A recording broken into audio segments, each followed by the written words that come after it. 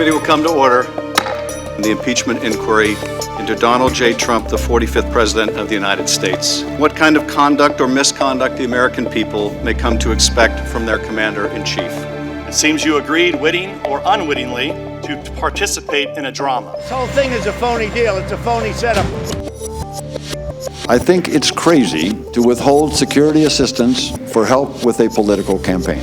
In mid-August, it became clear to me that Giuliani's efforts to gin up politically motivated investigations were now infecting U.S. engagement with Ukraine.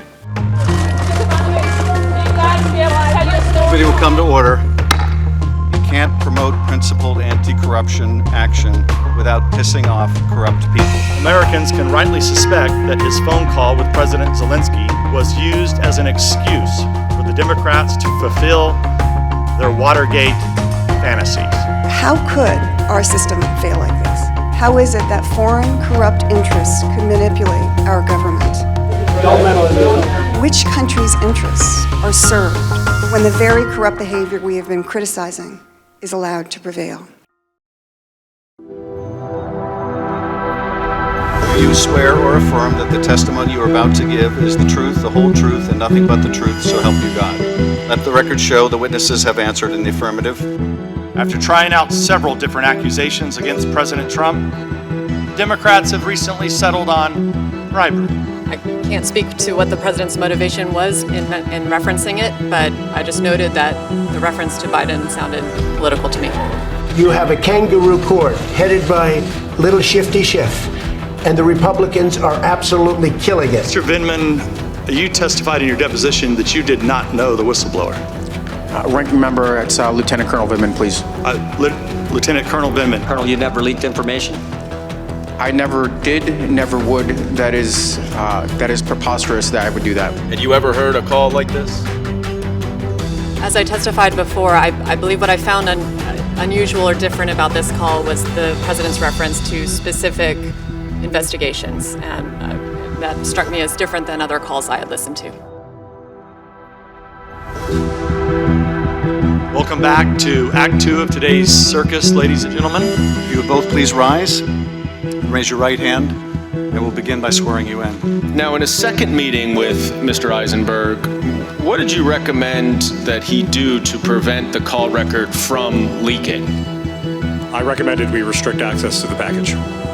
Had you ever asked the NSC legal advisor to restrict access before? No.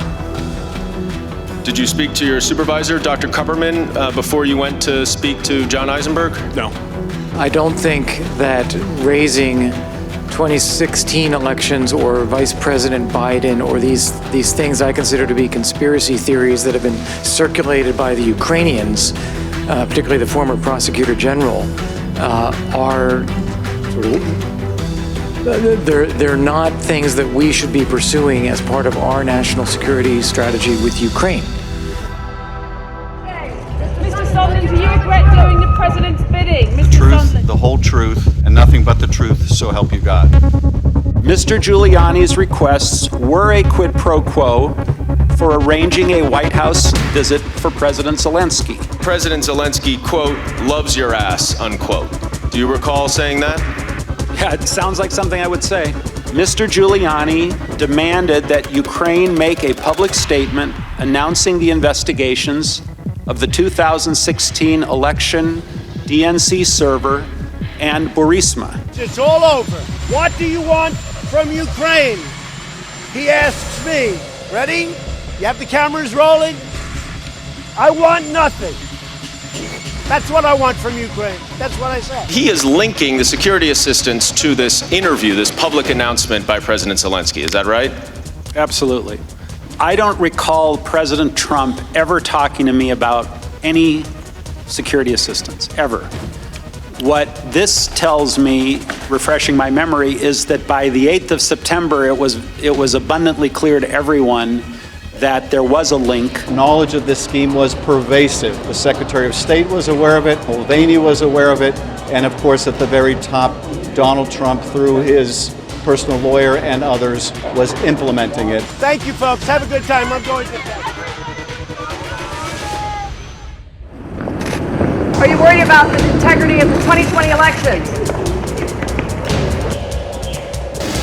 you would please rise. Raise your right hand. Dr. Hill became concerned by the increasing prominence of Rudy Giuliani, who was, as she has testified, asserting quite frequently on television in public appearances that he had been given some authority over matters related to Ukraine. Bolton viewed Giuliani as a hand grenade that is going to blow everybody up.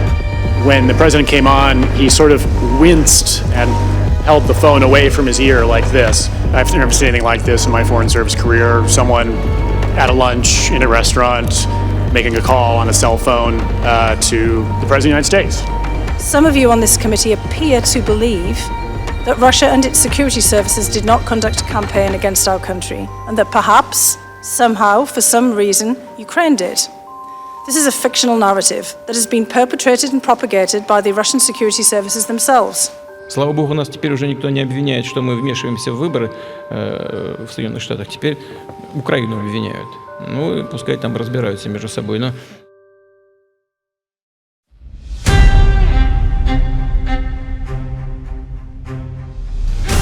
Let the record show the witnesses answered in the affirmative. Thank you, and please be seated. To the extent that President Trump's conduct fits these categories, there is precedent for recommending impeachment here. It didn't start with Mueller. It didn't start with a phone call. It started with tears in Brooklyn. We got law professors here.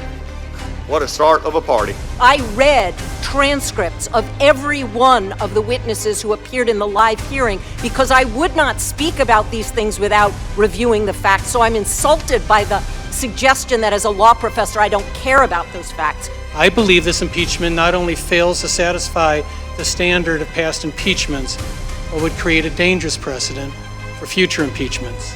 President Trump has committed impeachable high crimes and misdemeanors.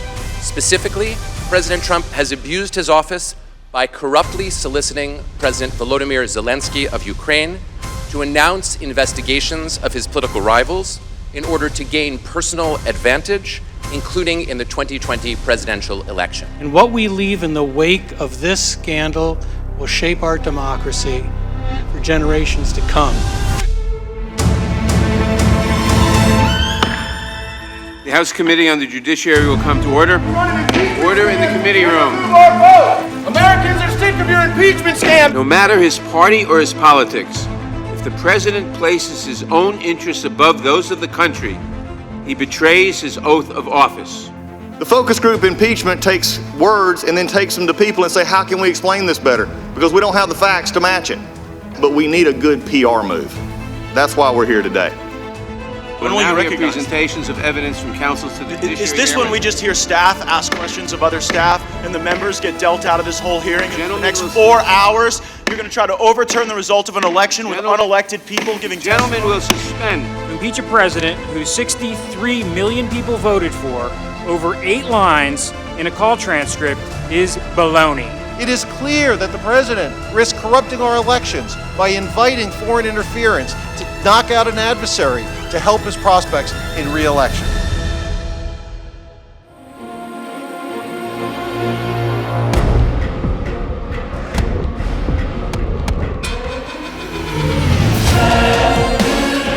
Clerk will report the resolution. Resolution. Impeaching Donald John Trump, President of the United States, for high crimes and misdemeanors. Article 1, Abuse of Power. This committee is amazingly now on such a clock and calendar process that they don't care. Facts be damned. They don't care. As wildly as they're trying to convince you that there was no wrongdoing, I want the American public to understand what is going on here. It's clear as day. We've seen it with our own eyes. We've heard it with our own ears. Facts matter. The entire argument for impeachment in this case is based on a charge that is not a crime, much less a high crime, and that has never been approved by the House of Representatives in a presidential impeachment before, ever in history. There are no crimes here. That is the defense my colleagues across the aisle are putting forward. How about the highest crime that one who holds public office could commit? A crime against our Constitution. The committee will now stand in recess until 10 a.m. Let history be our judge. The committee is in recess. It's more Stalin-esque, just the most Bush League stunt. On Article 1, using his powers. Aye. Aye. Aye. No. No. 23 ayes and 17 noes. Article 2, obstructing Congress. The article is agreed to. The committee is adjourned. We've listened to the hearings.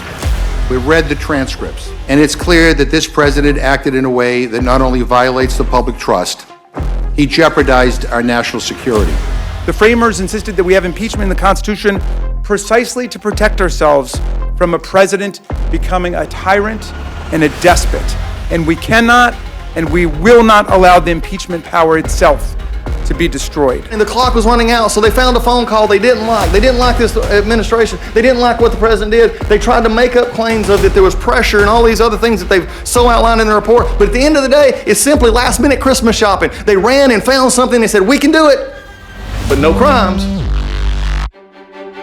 House Resolution 755 resolved that Donald John Trump, President of the United States, is impeached for high crimes and misdemeanors, and that the following articles of impeachment be exhibited to the United States Senate. Article 1, abuse of power. Article 2, obstruction of Congress. The testimony of decorated war heroes, distinguished diplomats, and patriotic career public servants, some of the president's own appointees over the past weeks, have told us this. The president used the power of his public office to obtain an improper personal political benefit at the expense of America's national security. The majority is now pushing forward with a final vote on impeachment, heedless of where it takes the country and regardless of whether or not they've proven their case. Not one Republican voted for it in Judiciary Committee, not one Republican voted for it in Rules, and not one Republican, I don't think, is going to vote for it here today. If a president undermining our national security and using the federal government for his own selfish personal gain is not impeachable conduct, then, Madam Speaker, I don't know what is. On this vote, the yeas are 230, the nays are 197, present is 1. Article 1 is adopted. The question is on adoption of Article 2. The yeas are 229, the nays are 198, present is 1. Article 2 is adopted.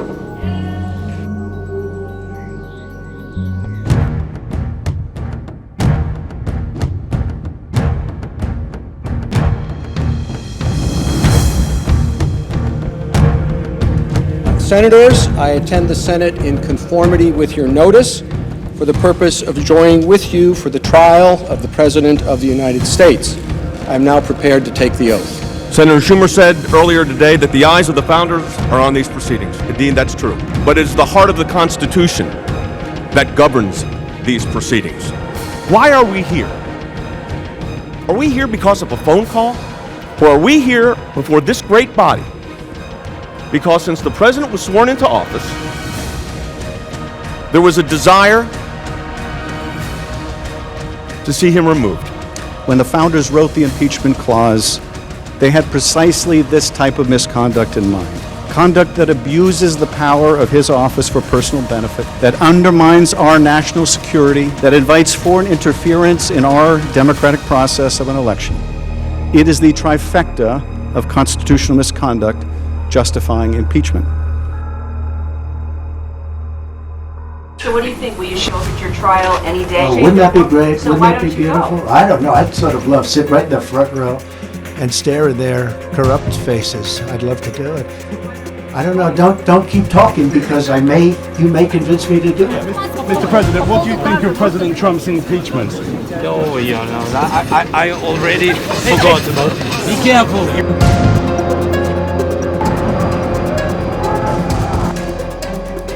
The Senate will convene as a court of impeachment. The chaplain will lead us in prayer. Let us pray. Get over it.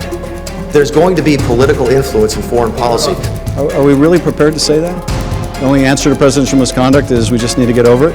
What are we going to say with the next president? What are we going to say with the president who's from a different party, who refuses the same kind of subpoenas?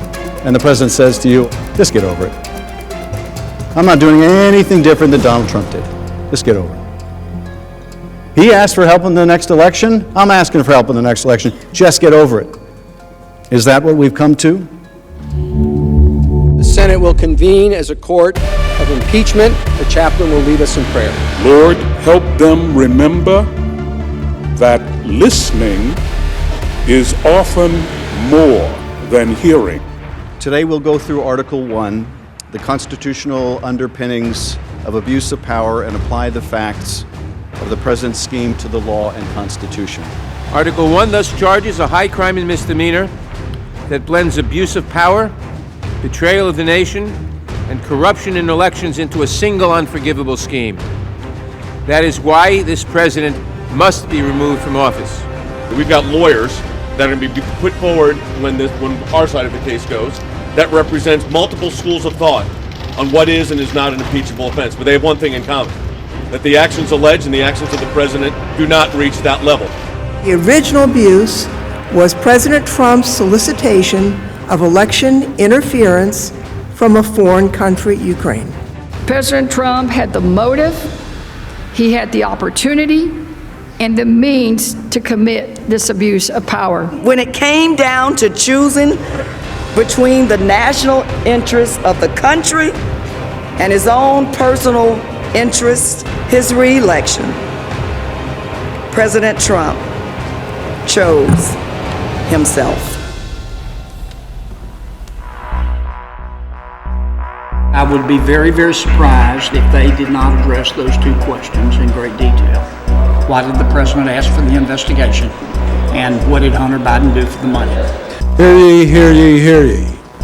All persons are commanded to keep silent on pain of imprisonment. When President Trump used Ukraine's leader for a political favor and withheld critical military aid to an ally in exchange for that favor, he did exactly what our framers feared most. What can be more urgent than a sitting president trying to cheat in an American election? If he is permitted to defy the Congress entirely, categorically, then we will have lost. The House will have lost, the Senate certainly will have lost all power to hold any president accountable. This must not stand, and that is why another reason he must be removed from office. President, what's your response to the Bolton manuscript, and does this increase the chances he could be called to testify? Well, I haven't seen a manuscript, but I can tell you nothing was ever said to John Bolton, but I have not seen a manuscript.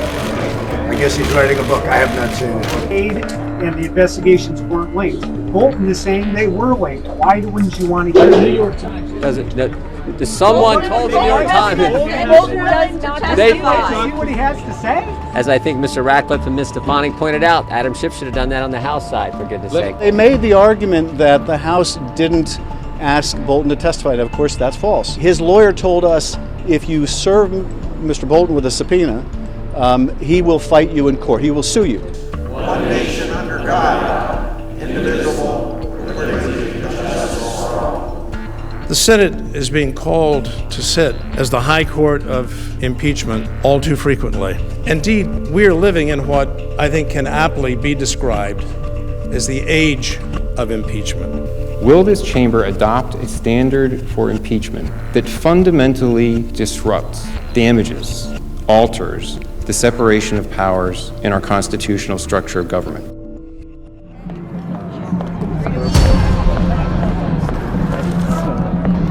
Between me and John Bolton, we put the dots together. Mr. Parks, what you have to share, is that going to be enough to change the minds of 67 senators? If you can say it closer, please. I mean, I don't know. Some of these, like I saw, the Trump world is like a cult, and a lot of these senators are in the cult. I send a question to the desk. Keep me going. Every public official that I know believes that his election is in the public interest. And if a president does something which he believes will help him get elected in the public interest, that cannot be the kind of quid pro quo that results in impeachment. If the Senate fails to hold the president accountable for misconduct, how would that undermine the integrity of our system of justice? I think if you look at the pattern in this president's conduct and his words. What you see is a president who identifies the state as being himself. Because we do have some incredible people that work so hard, and senators, and maybe I'm being just nice to them because I want their vote. Does that make sense? I don't want to leave anybody out. Hey, Congressman, I already got your vote, 196 to nothing. The hell with you. Illuminate their minds with the light of your wisdom, exposing truth and resolving uncertainties. I think former Republican senators have said this before. If this was a secret vote, we'd absolutely have a full set of witnesses. Look, everybody knows the end result of this. He's not going to be removed from office, okay? Anyone disagree? No. We have great Republicans out there, and they don't like it any better than you do. Very partisan situation, a disgrace. It's frankly a disgrace to our country. I think we're going to get acquittal, and I think it's going to be tomorrow night, and that is good news for the country. What we have seen over the last couple days is a descent into constitutional madness. The president seems to be emulating a French king who said, "L'État, c'est moi." The state, it's me. No. Article 2 does not say you can do whatever you want.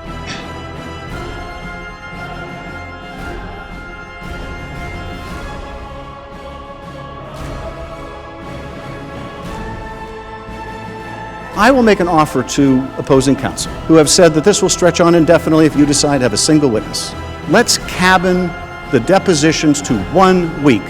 I just pray that the senators will have the courage and the ability to handle the truth. Are there any senators in the chamber wishing to change his or her vote? If not, the yeas are 49, the nays are 51. The motion is not agreed to.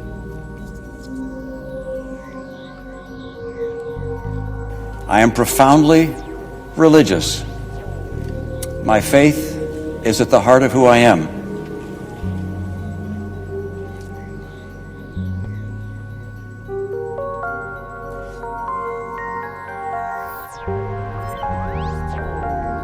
I take an oath before God as enormously consequential. I knew from the outset that being tasked with judging the president, the leader of my own party, would be the most difficult decision I have ever faced. Corrupting an election to keep oneself in office is perhaps the most abusive and destructive violation of one's oath of office that I can imagine. Were I to ignore the evidence that has been presented and disregard what I believe my oath and the Constitution demands of me for the sake of a partisan end, it would, I fear, expose my character to history's rebuke and the censure of my own conscience. Mr. Romney. Mr. Romney, guilty. Mr. Wyden. Guilty. Mr. Young. Not guilty. The Senate, having tried Donald John Trump, President of the United States, upon 2 articles of impeachment exhibited against him by the House of Representatives, and 2/3 of the senators present not having found him guilty of the charges contained therein, it is therefore ordered and adjudged that the said Donald John Trump be, and he is hereby, acquitted of the charges in said articles. Mr. Chief Justice. The Majority Leader is recognized. I move that the Senate, sitting as a court of impeachment on the articles against Donald John Trump, adjourn, sine die. Without objection, the motion is agreed to. The Senate, sitting as a court of impeachment, stands adjourned, sine die.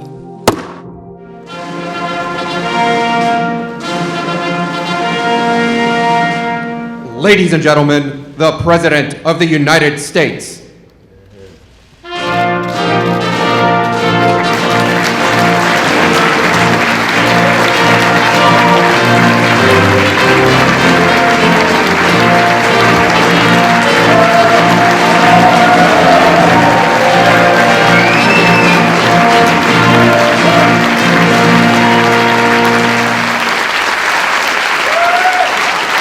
Thank you very much. Thank you very much. Wow. We've all been through a lot together, and we probably deserve that hand for all of us, because it's been a very unfair situation. I did nothing wrong. I've done things wrong in my life, I will admit. Not purposely, but I've done things wrong. But this is what the end result is.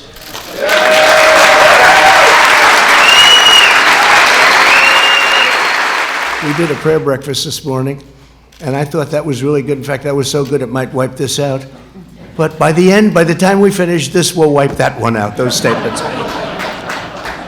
I had Nancy Pelosi sitting 4 seats away, and I'm saying things that a lot of people wouldn't have said, but I meant every word. It's called total acquittal. Total acquittal.